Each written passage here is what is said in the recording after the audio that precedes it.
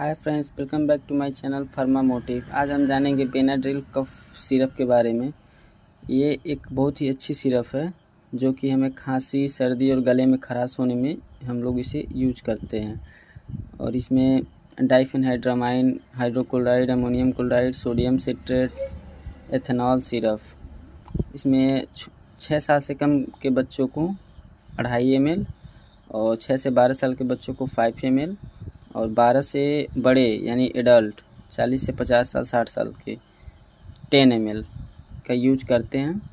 बहुत ही बेस्ट और trustable product है ये बेनाड्रिल, जो कि सूखी खांसी में ज़्यादातर फ़ायदेमंद और मतलब गले में खराश हो, अकड़न टाइप का हो, उसमें यूज करते हैं। अगर आपको जानकारी अच्छी लगी हो तो चैनल को सब्सक्राइब ज़रूर कर दें। Thank you.